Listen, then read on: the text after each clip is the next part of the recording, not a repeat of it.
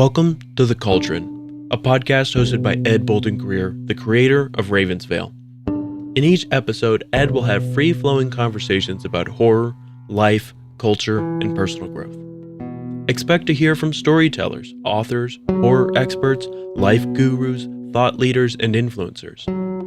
The Cauldron is a place where concoctions of a lot of ideas are brewed down to potions that are sometimes important and useful, sometimes eccentric and bizarre, but always just what you need. The Cauldron podcast may contain explicit language and thematic elements not suitable for all audiences. Listener discretion is advised.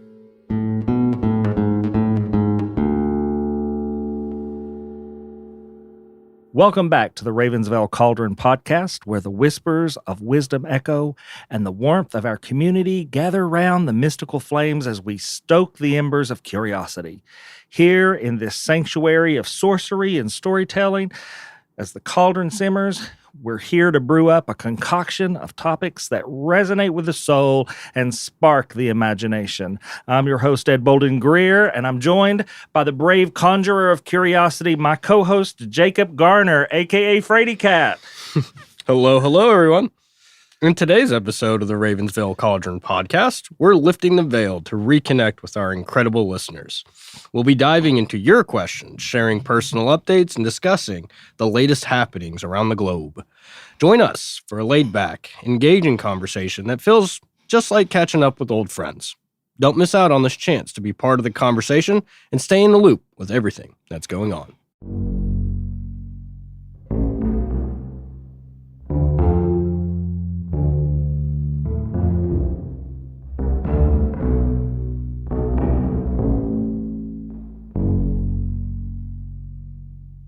Well, hey, Jacob, how you doing, man? I'm just tired of everything, man. Tired of everything. Dude, I'm just tired of all of the news, tired of the weather, just tired. Also, I ate a delicious sandwich, so the carbs are making me tired too. It was really good. There's this sandwich that we both adore called the World's Fair. Damn. Oh, my. Please be a sponsor. Please, if you're listening. Jacob, we hit a milestone for the year. Do you know what today is? Oh, it's Tuesday? It's Tuesday. It is Tuesday, but today, okay, July 23rd, starts the 100-day countdown towards Halloween. Oh, shit, really? Yep. Exactly 100 days, huh? Exactly 100 days. And not only that, but it starts the countdown towards our 6 nights of Halloween special you and I are going to be doing. I'm actually pretty excited about that. I've already started my homework on that assignment. I've slowly but surely been going through a catalog of horror movies. That's awesome. Yeah. Are you ready for August 10th? No. Not even a little bit. Not even. I'm actually just blocking it mentally out of my brain till it shows up. Well, I got some news for you. Oh, boy. The magnanimous V is going to be joining us on August 10th. Shut up. Really? Yep. I love her. Listeners, let me just say this. On August 10th, a long overdue promise is going to be fulfilled. We've been looking for the right time, the right place, the right Jacob in the right mood to do a paranormal investigation with our friend, the Frady Cat here. Oh, God. And that's happening the night of August 10th. We'll be doing some live remote recording that we'll be bringing to the broadcast, hopefully, if we can get that tech figured out. But be assured that the Tuesday thereafter, we will be giving you all the reports. I want public record to show this, okay? You promised me that you would tell everybody else to not intentionally jump scare me that night. Yep, there will be no jump scares. All right, you heard it here. So if I get jump scared, Jacob, you do realize that all the people you're talking to right now are the ones who voted for you to do this. I know, but my adoring fans, since I've been on television now. You're not on television. I was on television. You were on television for 2 seconds. That's plenty of time. to me. So you have a new fan base. I have a new fan base, and I don't think that they would take too kindly to me being terrorized. I think they would. Probably. I think they would really like probably. It. Oh, God. Okay, so we got a bunch of topics today. We've kind of been burning the midnight oil from both ends and doing all kinds of crazy things. And this week, we thought we would do a little catch up, get back in connection with each other. We've been living our own lives, but also so busy at work because of everything that's going on, new starts, graduation, new curriculum, all that stuff. Really has just been a whirlwind. It has been. We thought that we would just have a conversation today about some things that we haven't had time to talk about. The first topic, something that's really exciting me, and I know you're really excited about it, is CreepyCon. Oh, God, yeah, dude. I loved CreepyCon last year. Oh, me too. CreepyCon is coming up August 2nd through the 4th. We want everybody to come by our booth, meet us, and get some free stuff. We'll have free seated chair massage. As we said, I think in our last episode, we'll have free seated chair massage provided by Massage Remedy, those wonderful folks over at Massage Remedy. Tickets are on sale now at creepycon.com. Man, CreepyCon last year was so fun. It was so, and the first CreepyCon we went to at the old fairgrounds in Knoxville, it was still good. But the one that was at the convention center last year, I mean, blew it out of the water. Absolutely. And from what I can gather, from what I've already seen in some of the promos, I think that this year's going to be even better. Yep, I think so too. I'm really excited. Knoxville Horror will be there. Awesome. And we love all of our friends over at Knoxville Horror. The beautiful Sarah Claxton always does such a great job. And I think that they always bring all of their characters and we get to interact with them. And they're super friendly, super nice people. They are. We love them. Just good vibes all the way around. Creepy vibes, but good vibes nonetheless. And I you know what? I'll just say this. It's just nice getting back together with everybody because it's such a nice vibe. I know. Yeah. And I've been telling everybody that it's kind of like on the fence. Like, if you've never been to a convention of any kind, I think CreepyCon's the best convention, best type of convention to really dip your toes in, you know, to get a good feel for what this community is like, and that it's not always just blood and gore and people trying to, like, you know, really rattle you, that there's a real sense of community in the horror space. I remember the first year that we went, well, not the first year we went, but the first year we went with you. Yeah. And you had this concept going in that you were just going to hate everything about it. Yeah. And when you came out from the Jacobs building, Jacob coming out of the Jacobs building, you were just over the moon with it. Like, it was so exciting. Not to mention, we went to a local restaurant to eat, and you learned how hard it was to eat with acrylic nails on. Yeah, that was. I really did not think it through. I had never worn acrylic nails before in my life, and my partner brought some. We had this we were going for like goth vampire thing, which, I mean, Ed, you know me. I'm a gym bro, dude. I don't know any sort of like goth apparel or whatever. So he brought me these acrylics to put on, and I put them on and then realized we were going to be going to a restaurant afterwards. And I felt like Edward Scissorhands. Yep. Trying to eat I remember. food. The other thing that I thought was so funny is you had to go to the bathroom. Oh, Jesus Christ. And we teased about you having to go wipey at the bathroom, but really it was can't unzip your pants to go pee. Yeah. The pants that we're wearing were pretty damn tight too, so I'm not wearing acrylics this year at CreepyCon, everybody. I hate to break the news to you here. But. I just was laughing. I reached up to grab the mic and do this. Yeah. You know, Jacob and I were just kind of messing around as we were doing our sound checks earlier, and we were like, ASMR. Oh, yeah. It gets a little weird here at the G-Spot when it's just the two of us. I know. CreepyCon, though, I think is continuing to get better and better every year. I can't wait. And to be honest with you, I guess this goes off the record or whatever. Yeah. But like, I think it's a great way to spend my birthday weekend. I think so honestly. I'm too. super excited for it. I was hoping you would bring your birthday up, but yeah, we have an old man coming into his own soon. Yeah, I'm gonna be walking in with a walker with the little tennis balls on the end of it. You know, I'm just gonna waddle on in. The other thing that I find just hilarious is your apprehension about the dark side of Creepy Con this year. I'll be honest with you.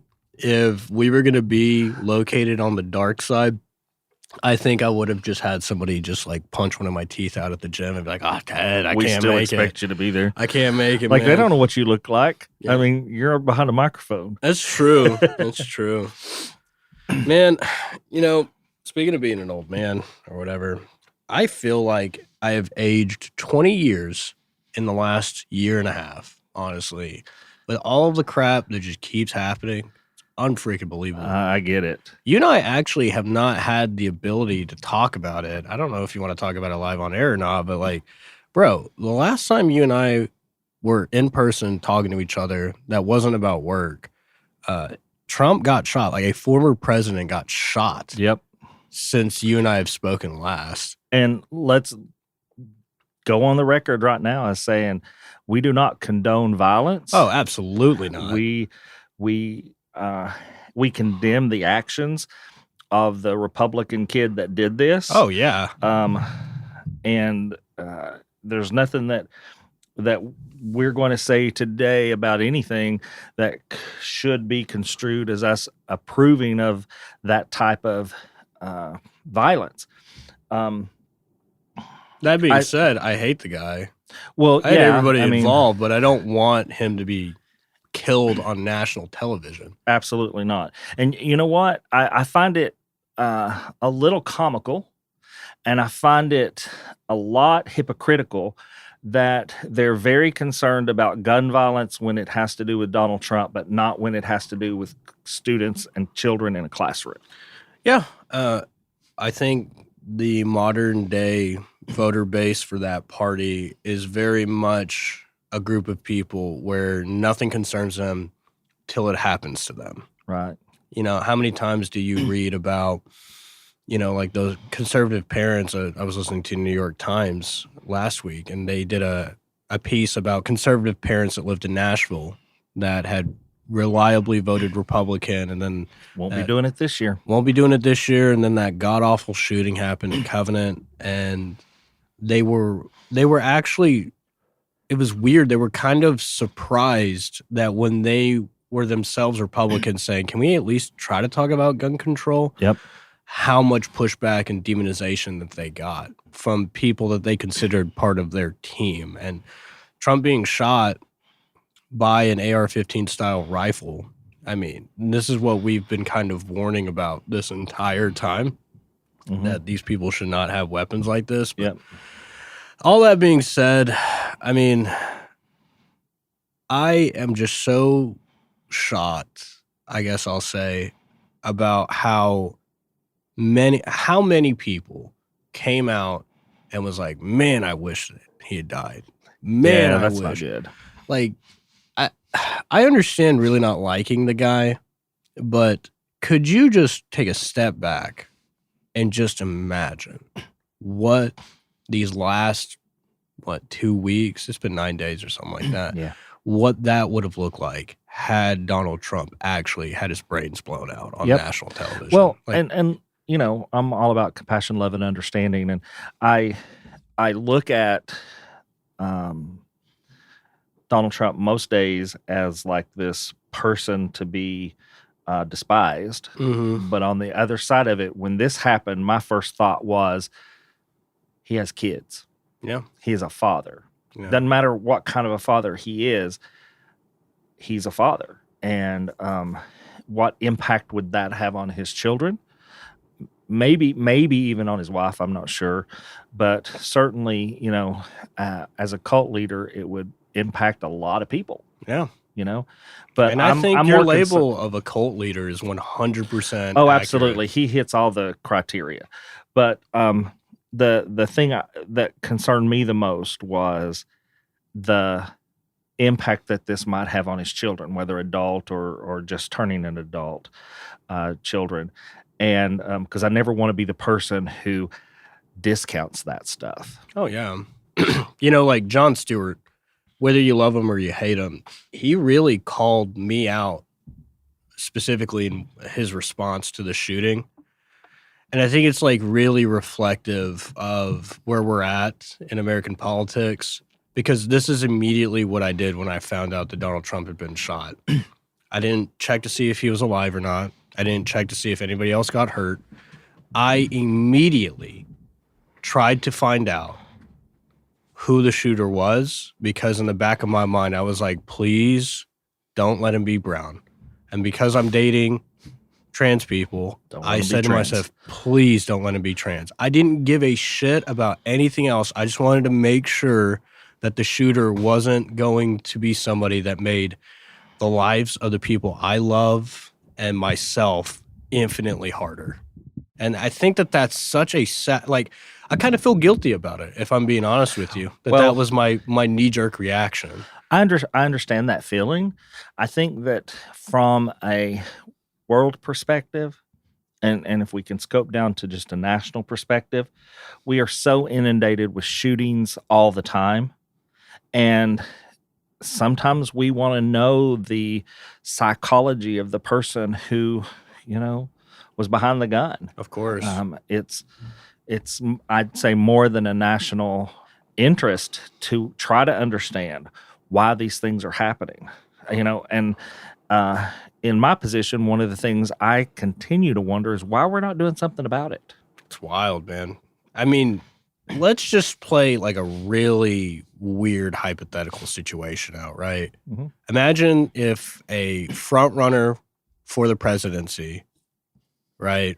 Because at the time he was leading the polls.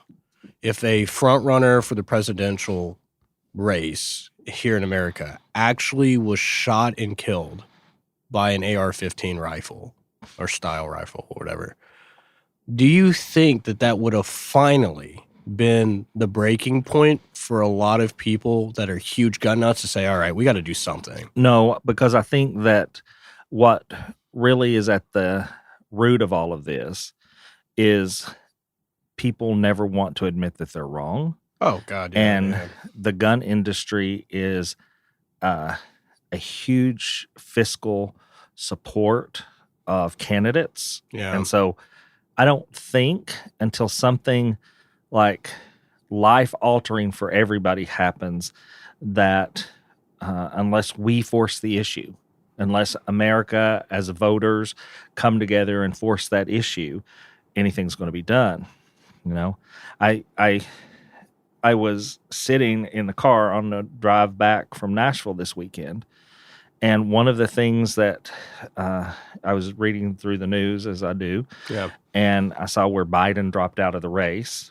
And I'm going to say I had a little panic attack about it. I have not always been the biggest Biden supporter, but I will say that I wondered where my options were going to be, and then, then we heard that Kamala was going to be on the ticket still yet. And I'm going to say I earnestly was okay. I think it's just probably one of the things, it's just another one of those historical world events that happened, that we had presidential hopeful shooting and an incumbent president dropping out of the race this late in the race. And it emotionally has affected me. Yeah. I think for me, the thing is, I think Biden has done a good job.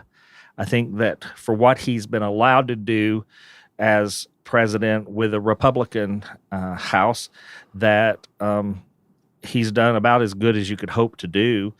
But he is old, and I think that I've always said, at least for the past 10 years, I was okay. I was a big Hillary fan and really thought that she could have done good if she had gotten in, and I'm assured she would have had a second term. And then, but I think that the people who were running were just too damn old. Yeah. But I do think Biden had the experience to do it, but I think he was not the right candidate this time. I believe that Biden probably preserved some aspect of his legacy by deciding to do something that the Republican Party would never do, Right. which is put America first. Well, and he has a history of that. I'm going to celebrate him here for a minute. He has a history of doing the right thing. I think it would have been a hard decision to say, hey, my son's been convicted of a crime and I'm the president, so I could exonerate him. Yeah. I could just wipe it away. And he chose not to do that. Yeah. So he also, love him or hate him, he served this country and is continuing to serve the country for multiple decades now, first as a senator, now as a president, but before that, a VP. You can't take anything away from Biden and his service to a country that I genuinely believe that he loves. Now, did he get it right every single time with every piece of policy over the decades that he's been a part of? No, he hasn't. But when you look at the totality of his work, I think he is somebody that we can proudly say was an American that loved America. And I can't imagine how it must feel to have to reckon with getting old. That's something that I think a lot of people are kind of too quick to judge and demonize. But for people who are close to like their grandparents, if you still have grandparents, or maybe you're old enough and your parents are getting towards Biden's age, on a personal level, it hurts to see these people have to grapple with the fact that they're aging and they want to hold on to things. Like I can say in my personal experience, my grandmother, she doesn't walk as well as she used to. And every time I go over there for lunch, she says, sooner or later, I'm going to have to move in with somebody. I'm probably going to have to stop driving. And it hurts because she has been a lifelong Republican. And I will put a bow on it that when she heard sort of the ageist rhetoric surrounding Biden and his campaign, while she was trying to parrot some of the Republican talking points, talking about how old Biden is and how he's incompetent and da-da-da-da-da, you could tell as she was saying it that she understood she was saying it about herself. Right.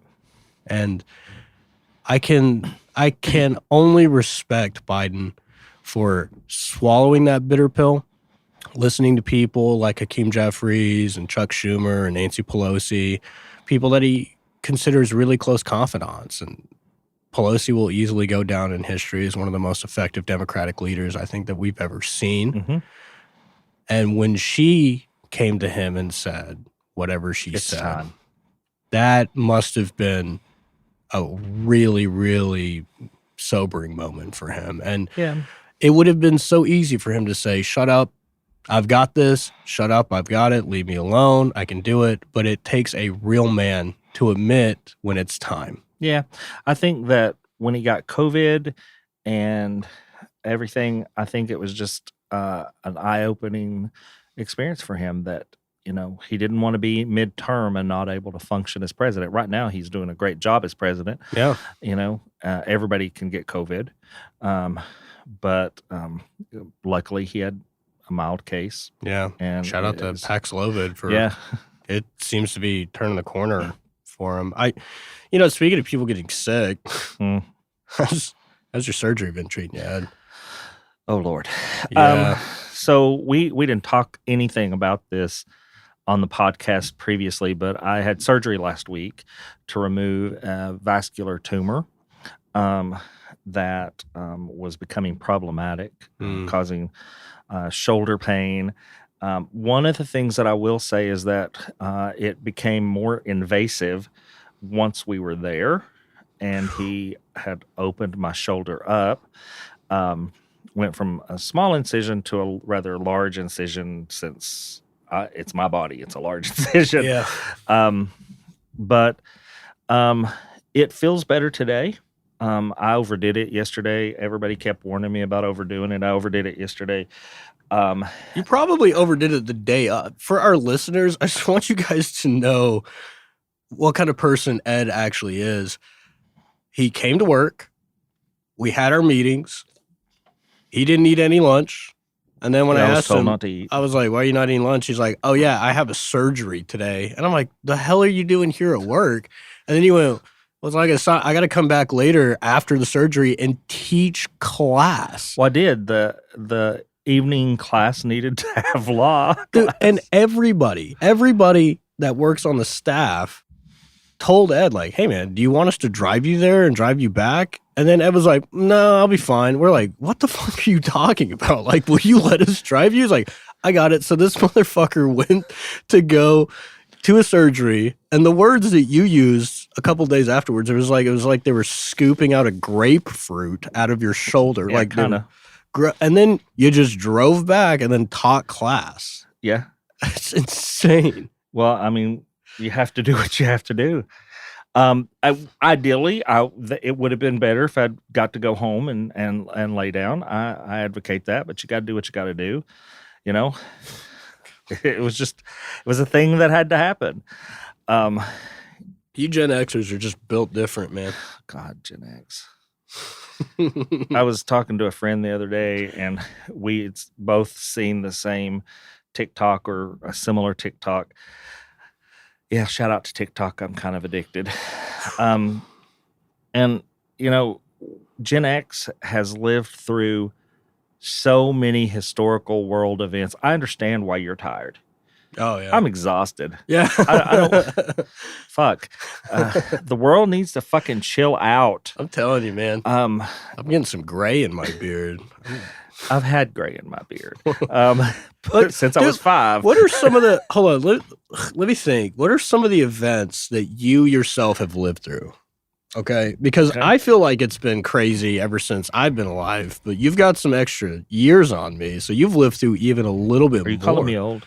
I'm not saying... I'm just saying you got a bigger track record. Let's say it that way. Well, we saw the fall of the Berlin Wall. Mm-hmm. We saw Challenger explode. Oh, yeah. 9/11. Oh, yeah, that happened. We lived through the energy crisis. We lived through the Jamestown massacre, or the suicide, not massacre. The Jonestown. Jonestown. Yeah. Did I say Jamestown? Yeah, I Jamestown. just drove through Jamestown. Jonestown. There's a massacre in Jamestown. No, hopefully not. We saw the advent of personal computers coming in, and we loved them and we embraced them. The Lockbury flight bombing, where the plane was bombed. Yeah, yeah. 3 Mile Island. That was that nuclear reactor meltdown, right? Yep. Let's see. The Rodney King beatings. Jesus Christ, yeah. We went through the 2 stock market crashes, corporate layoffs, the Iran hostage crisis. Yep. The Exxon Valdez. Yeah, huge oil spill in the Gulf. The Munich Olympic terrorists. That hostage situation. Yeah. Desert Storm. Yeah. Then Operation Iraqi Freedom after that. Freedom. We have lived through all of the massive amounts of school shootings. We also lived through the Atlanta Olympic bombing. Yeah. We could just go on and on. You've lived through Reagan getting shot? Reagan got shot. Did you live through RFK getting shot? Nope. Okay. It was before I was born. Then, yeah. So you've this presidential assassination attempt isn't even the first one you've lived through, which is crazy to think about. Yeah. I was born in 66 and it happened in 63 for Kennedy. Oh, really? Oh. Yeah. And then you had both the economic recessions. There was one in the 90s, I'm pretty sure, and then there was another one in 08 that we all remember. Hey, you lived through the first black president. That's kind of cool. Gladly we did. Yep. First female vice president, black female vice president. Yeah. We made it. It hasn't been all that a pandemic. You lived through a pandemic. We did live through a pandemic. God, we try to forget that all the time. We lived through a pandemic. Oh, man. I lived through a wedding Yeah. that you didn't get to go to. Yeah, I was going to say. Can't really speak on that. But yeah, you lived through a wedding. That's cool. Yeah. It was a glorious wedding. I'm sure it was. Yeah. There's video if you want to watch it. Oh, no. I think I'm fine. You survived your first Appalachian Horror Fest that you organized? I did, yeah. We organized Appalachian Horror Fest last year, and it went off, sold out crowd, amazing. I was so happy. So, I mean, it hasn't all been that bad, but all I'm saying is in reference to, like, Kamala Harris more than likely being the presidential candidate for the Democratic Party, if there's anybody that can keep a level head, it's probably somebody that was born in Gen X, has seen this shit, but isn't so old that they're out of touch with the younger generation. And by the way, real quick, speaking of Gen X, and Kamala Harris probably going to be our presidential candidate for the Democratic Party. She's going to be the president. Speak it. Speak it into existence. Madame power. Presidents. But what was it, like 2 weeks ago, Ed? You were bemoaning the ages of the candidates, and then you said, why the hell can't we get a fucking Gen X president? And then right as soon as you said that, that monkey paw finger just curled in and your wish was granted. Yep. I mean, it's exciting. And everybody knows that Vice President Harris is just absolutely a go-getter. Oh, man. Smart as a tack. Mm-hmm. Got the experience. And I really like what I heard on this TikTok the other day. Yeah. Because I get a chance to vote for the prosecutor against the prosecuted. The script writes itself. The script writes itself. Speaking of script writing itself, I've been writing the script for Appalachian Horror Fest, and I got some really good ideas this past weekend. Oh, yeah, you guys went to a convention in Nashville. Yeah, we went to the Nashville Horror Con. It was really good. It was super good. We were down there, as you know, scouting out the potential for us to be a sponsor or to be a vendor there next year, and all things point to yes. Really? Jared and I talked about it on the way back, and it seems like a worthwhile endeavor. Did you guys meet anybody super cool? We met a lot of super cool people. We met people from Knoxville, surrounding areas. The Nashville Horror Con is not a regional con, even though it happens in Nashville. It is a circuit con. So they take this con, and it's, of course, it's name changed, but they have it in 3 different locations currently. Evansville, Illinois is one of them. And so it was really well put together. Lots of great events going on surrounding it. There were different speakers and workshops that you could go to. And we got to meet a lot of people. We only went on Sunday. Thankfully, I don't think I could have taken the hotel we stayed in for 2 nights. And it's the same hotel we went to last year, Jacob. I was so disappointed. That one that we went when we went to the Haunts and Legends Expo in Nashville? Yeah. Dude, I loved, I'll cut the name out, but I loved the beep. I love that hotel. I had a great view over the river and the city. You would not have liked it this year. What happened in a year? I'm not sure. I can't tell you what happened. There were bugs in our room, some type of roach. There were ants on the bedside tables, and it was sticky. What the fuck? Like they hadn't cleaned it. The toilets would barely flush, and when they did, they made a huge loud noise.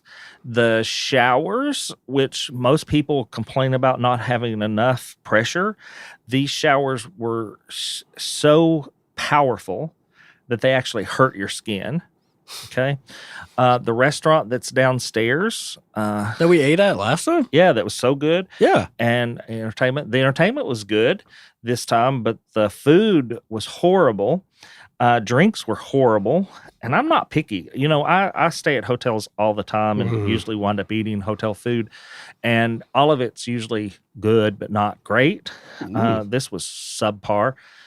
We woke up the next morning and went down to the breakfast buffet, and there was nothing on it.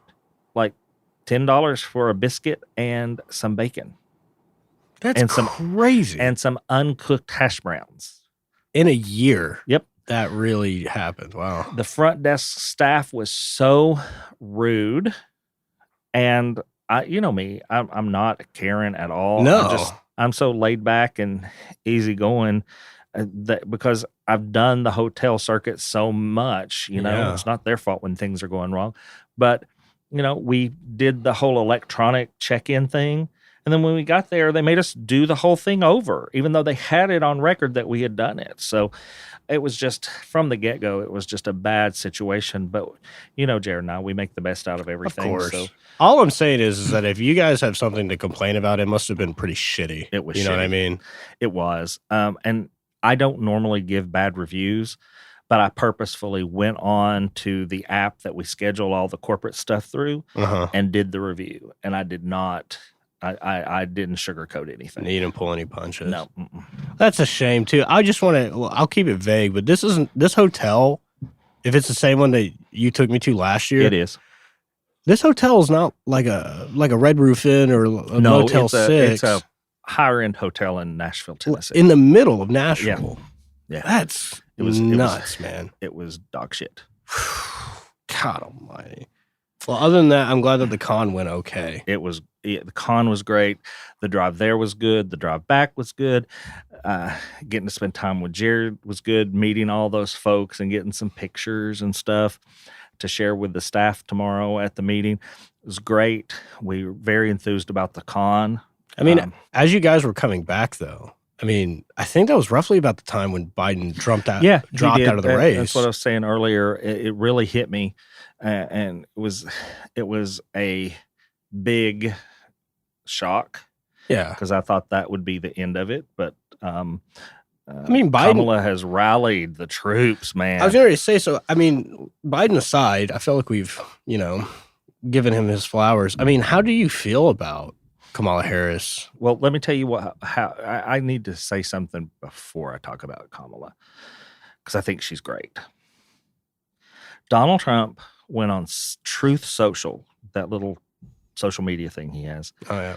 and went on a complaining spree Like he about does. Joe Biden exiting from the race and demanding a refund for the money he had spent campaigning against him.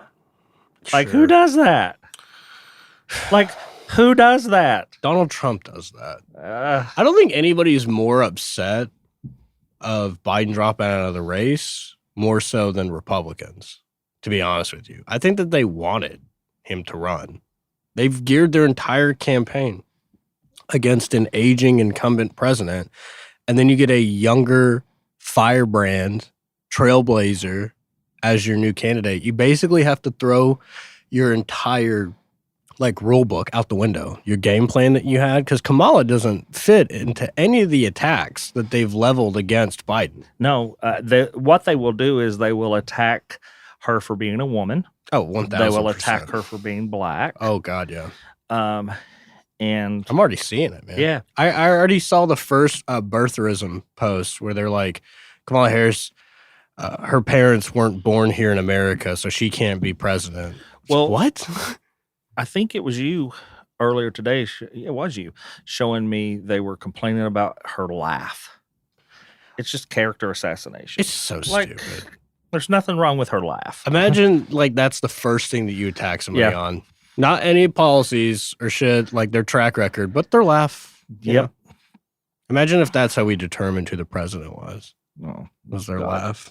So, Jacob, you've been running a self-defense class. Yeah, I have been. And it's been growing. I think that it's incredible. I guess to tie it into what we've been talking about, the sad part about it, and I was kind of talking to you about this off air, is that you know how important that this self-defense class is for me. Mhm. And it's mainly geared towards queer individuals. Yep. That's who it is designed for, and that's who make up 95% of the class, I would say. And I'm noticing that as the political climate gets more and more tumultuous, that we're getting more and more people interested. And while that feels good as an instructor for the class, because you're seeing your class numbers grow, I kind of liken it to being a bucket salesman in a town where there's a bunch of fires. You're happy that you got the business, but your town's on fire. Yeah. And I think that a lot of the people that have been coming to my class and they're doing fantastic, they're making huge strides, the underlying current is I want to be prepared if Trump wins. Yeah. Well, the one thing I was going to say about that, I'm glad you explained it because I don't know that I could have explained it as well as you. Obviously, I'm not there taking the class. But the thing I was going to say is how proud I am that you're helping those individuals get to where they want to be so that they feel safe. Because that was the whole point of the class. And we live in a tumultuous time where people don't feel safe necessarily, especially queer individuals. But talking about queer individuals, did you see where the dating app Grindr crashed during the RNC in Milwaukee? I did. There's so much traffic on the app that it caused their servers to report outages the entire time that 3-day event was going on. And imagine that there were some gay people there at the convention, at the RNC. Oh, yeah. And they had so many people around them, like thousands of people around them that said less than 0 feet. Yeah. The call was coming from inside the house. Yeah, the call was from inside the house. I just want to point out, too, because I'm already seeing a couple of like right-wing people going, aha, look at how intolerant the left is. Now they're making fun of people for being gay and their sexuality when it suits their narrative. That's not what we're making fun of. That's not what we're making fun of. We're making fun of the hypocrisy of these lawmakers and these people that are heavily influencing the policies that discriminate against their own community, whether they want to accept that they're part of it or not. I will kind of make fun of one thing. What? How they were calling it Grindr Super Bowl. Yeah. that kind of did get me. But, you know, here's the thing. I just don't understand why they need to be hiding everything. Like, usually the loudest voice in opposition to anything social. Those who scream the loudest? Yeah. Yeah. And I think that it just shows you the kind of doublespeak that so many of these Republicans have to engage in. That they talk of, like, let's use the example of Donald Trump. They talk about how they're fighting for freedom, yet they support a guy who very much wants to be an authoritarian. Yeah.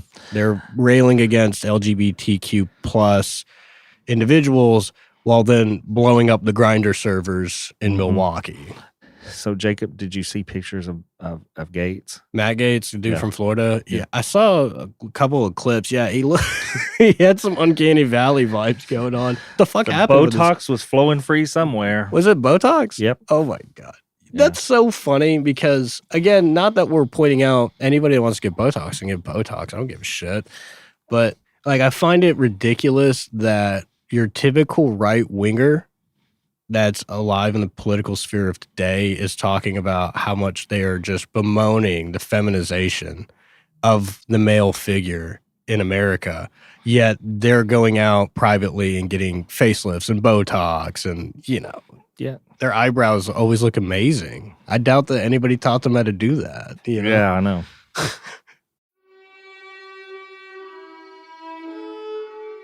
Well, hey there, family. I'm Jared Bolden Greer, the voice of Jude Grieger and Rock Corsell here at the Ravensvale podcast. At Ravensvale, we love telling you our story. That's why I'm excited to tell you about the Appalachian Horror Fest 2024. Appalachian Horror Fest 2024 is an evening of music and storytelling themed around the macabre. The event will take place on Saturday, October 12th, 2024 at Central Cinema in Knoxville, Tennessee from 5:30 until 9:30 p.m. Our hauntingly talented musicians will serenade you with eerie tunes that echo throughout the misty Appalachian foothills. Gather round as our master storytellers weave their blood-curdling tales. Legends of restless spirits, vengeful ghosts, and ancient curses will dance in your imagination. Tickets are on sale now at AppalachianHorrorFest.com/tickets. Oh, storytellers. If your words can raise goosebumps and summon sleeping spirits, step into the spotlight. Submit your spine-chilling tale at AppalachianHorrorFest.com/storytellers. Appalachian Horror Festival, where nightmares come to life. We hope to see you there. Dude, speaking it's a wild of world. I guess also to bring it back here to Tennessee, to anybody that's not familiar with it, on Thursday, last Thursday, a federal appeals court actually dismissed a lawsuit challenging this bullshit backwards pioneering law that imposes really strict limits on drag shows here in the state. Mm-hmm. The decision actually reversed the lower court ruling that had previously declared the statute unconstitutional and had blocked its enforcement in parts of the state. Did you hear about this? I did. Yeah, I've kept a close eye. It's one of the things that's marked in my newsfeed that when there's something happening about it, it comes up. Yeah, I think this is shitty. I have a lot of friends that do drag. I have a lot of trans friends, as you know. And the one thing that I'll say is that this is bad, but it's not a bad. Well, the suit that was thrown out was a lawsuit that was brought by people who were not actually being affected by this law. It was a theater group. Okay. Really? Yeah, and that was the basis of throwing it out, is that the people who were being affected by it were not the people bringing the lawsuit. Okay. I talked to some people yesterday about it, and as a regulator, what I thought should happen, because it's not over.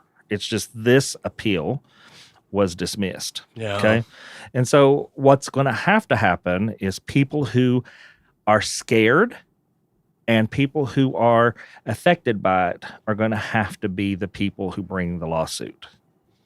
So Because do you think that they're going to find some sort of Judas from the community to like walk in, somebody that was like either a former drag performer, to then say that they're being affected by it? Or no, I think that there are people who are legitimately afraid, and that there are people who are. I talked to one person who does drag, and that said, one of the places they do drag is near like a child care facility, and that they can't get dressed at the place they go do this drag show at, and so they're afraid to go into the facility dressed in drag. And so it's that kind of individual who would need to bring this lawsuit.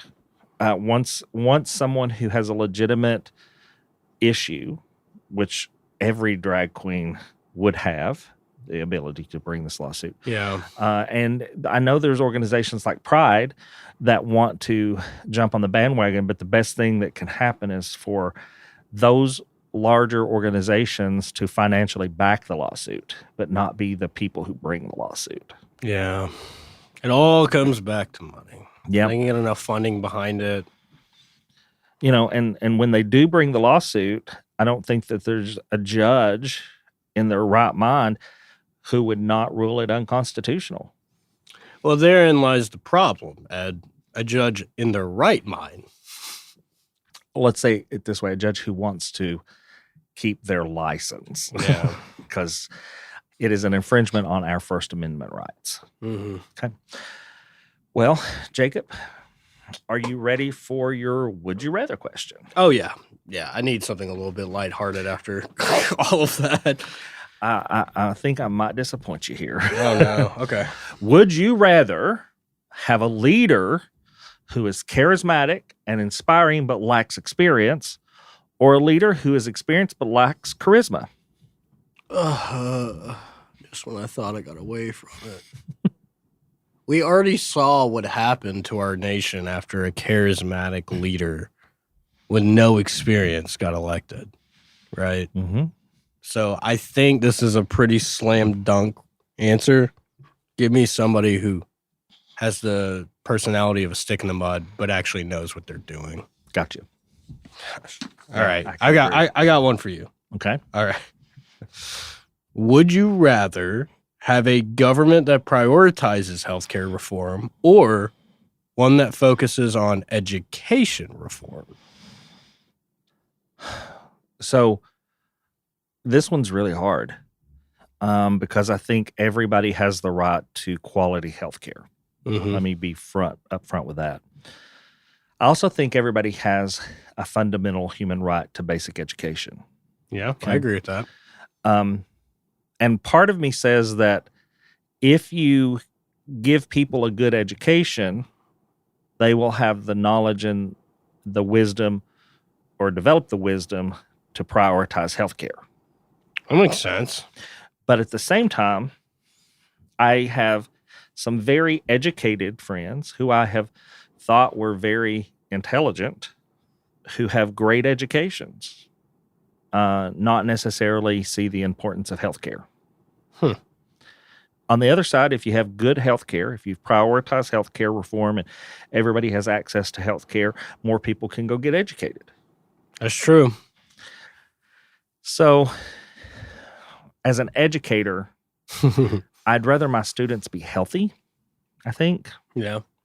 Because what I see today is that people wait too long because they don't want to spend the money. They don't have the money in a lot of cases to go get adequate health care. So I'm going to have to go with health care in this situation. And I'm saying that as an educator. But for me, health care extends beyond the physical. It goes into the emotional and mental as well. Yeah, of course. And I think everybody should have equal access to health care. I think that's a good answer. Come on, Ed. Let's break the mood a little bit. All right. Do you want to hear some dad jokes? Some? Yes, more than one, plural. I actually have a treasure trove today. Oh God. They were submitted by the lovely Starla, the queen of dad jokes that we work with. Starla Blue. Oh yeah. We love you, Starla. Okay, lay them on me. All right. Some of these I'm just going to say. Okay. Fun fact about a cannibal's dinner, it's not over until everyone's eaten.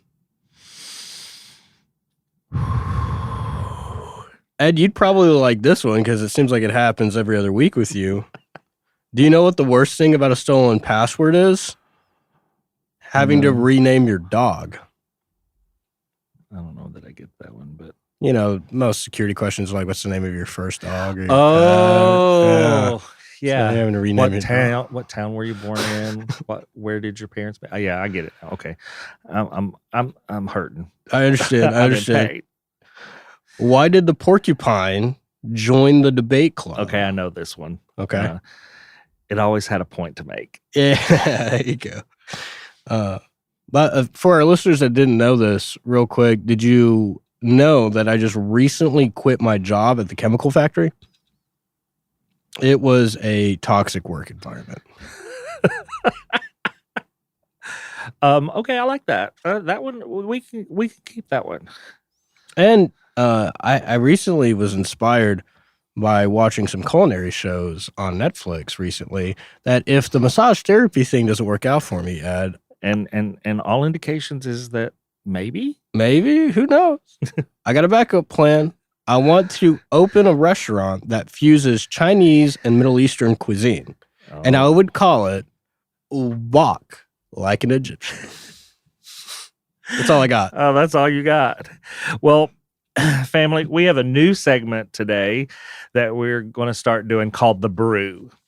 It's this weird and wild corner of our show where we invite you to stir up a magical concoction of questions and stories. It's a space we're going to provide where curiosity meets the supernatural, and every dip that we make into the Cauldron reveals a new tale or a question submitted by you, our listener. Whether you're seeking guidance on life's twists and turns, unraveling the rich tapestry of Appalachian folklore, or sharing your own spine-chilling experiences, The Brew is your gateway to the unknown.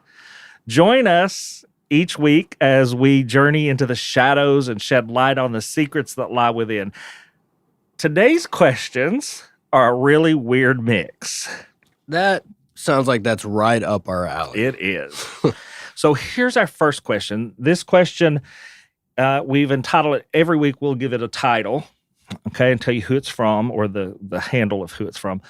This week's title is Food for Thought. Okay. And it comes from Blue Bayou 1723. It says, if you had to survive on only one food item for the rest of your life, what would it be? And this is like a complete food item, not like an ingredient, right? They didn't really say, but what I'm going to say to help here is that it's going to be like a food item, like spaghetti or hamburgers or something. World's Fair sandwiches from Sergeant Pepperoni's. Mm-hmm. Come on, guys, sponsor us, please, please. You know what? That's so good. We just had them, and they're out now. Dude, you still got half yours in the I know. fridge, man. What about you? What would you pick? Well, I'm wondering if I want to be real selfish with this, or if I want to be healthy with this, like something that would contribute to my health. Because I could say like a kale salad or something. no, kale, gross. I'm not one of those. Shout out to the kale lovers. No, it would probably be like a grilled chicken salad or something that had lots of veggies, no tomatoes. No tomatoes. That would suck if you fucked up that wish to the genie. God. But that would kind of be if I had to pick something that I could live healthy on, you know. But if in this scenario we didn't have to live healthy, I'm probably going to go for something like a World's Fair or, you know, that buffalo chicken pizza at D&D. Ooh, God, yeah, that shit so was good. So good. Well, thank you, Blue. Bayou. You got this. Blue Bayou 1723. That was a weird but wild question. We hope we gave you an answer. Our next one is called Alien Encounters. Oh, shit. Here we go. And it's from Smokin' Joe, J-O 865. It says, you guys have talked a lot about Jacob's love of aliens. So if Jacob woke up one morning and there was an alien sitting at his kitchen table, what's the first thing he would say to them? Now, I'm going to interject here. Unless something's changed, he wouldn't say anything because Jacob doesn't have a kitchen table. I have one now. Yeah, it's a 2-person dark wood table. You're in a throuple, though. Yeah, well, just, you know, the other one, I have pet bowls off to the side that Good Lord. No, but I have a table now. I'm moving on up in the world. Okay. My bosses pay me well. Let the Suck record show. Maybe if they pay me better, I could get a thruple table. All right. Well, this is just a new iteration of your life, so Yeah. we'll have to figure out how to catch that up. This is a breaking news story. Yeah, I breaking have a news story. kitchen table. I don't know, man. If I saw one sitting at my kitchen table, what's the first thing I would say? Like, you know, honestly, what I would say? I knew it. Fucking knew it. You know what? I think that would be your thought, but you would try to pull off the cool guy, Yeah, I'd be like, that alpha male thing. You'd go, "Sup, dude?" hey, what's up, man? You want some coffee? What's up? This segment is so new. I don't know if I'm supposed to answer this too. It was to you, so I don't know if I'm supposed to answer it, so I'm not going to. But yeah, you all can go to our Facebook and tell us if we're supposed to both answer questions like that. We haven't really made up any rules for this. The last question in the brew for this week is called Inanimate Object Conversations. Weird question. Okay. Who submitted this one? Bookie Witch 1692. Bookie Witch 1692. Okay. Bookie Witch says, I was just watching Beauty and the Beast, and it got me thinking. if objects in your house could talk, which one would have the most interesting stories to tell? Jacob, before you start talking, I'm going to eliminate some things. Yeah, go ahead. Yeah. Your couch. Okay, smart. Okay. Your bed. Oh, yeah. And your shower. Yeah, okay, safe. Safe picks. Because we know that we would have to put a rating on those answers that would be just smut, XXX smut. Yeah, it'd be an NC-17 type rating. Besides, I feel like most of those objects would be traumatized. I don't know if we want to talk to. Well, I mean, I'll let you take this one real quick because I'll have to think.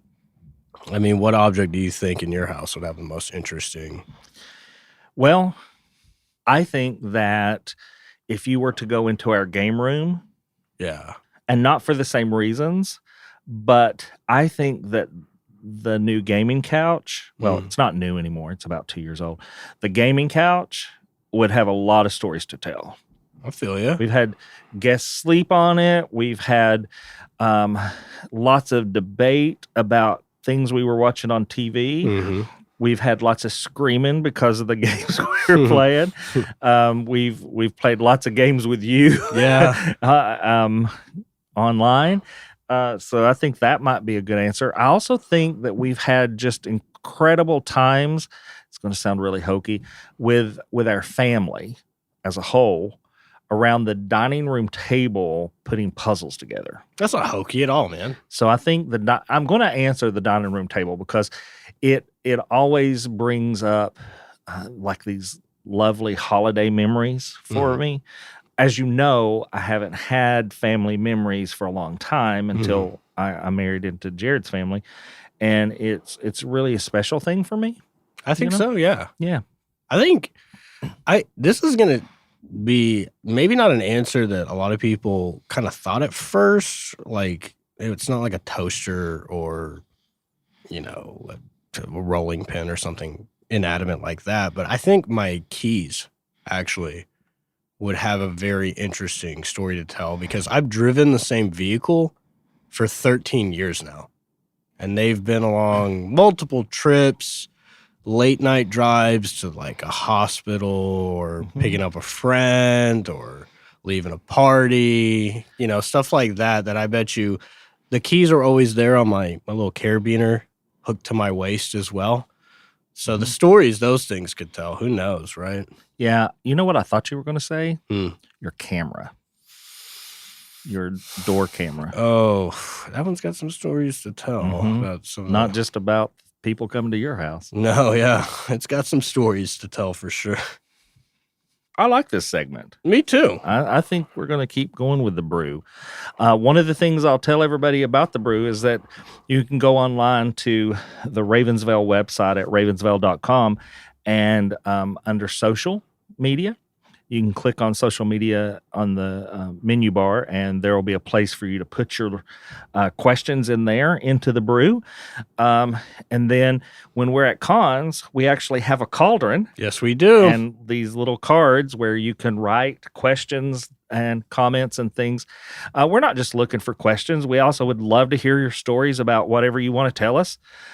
But I really like this segment. Even if it's just like a card that you guys wrote that said, I had a paranormal experience, reach out to me. Yeah. Drop us a line. Yeah, give us a way to contact you, and we will. Yeah, I like this. I like it too. Let's keep it up. As we wrap up today's episode, we want to extend our heartfelt thanks to all of our listeners for your unwavering support.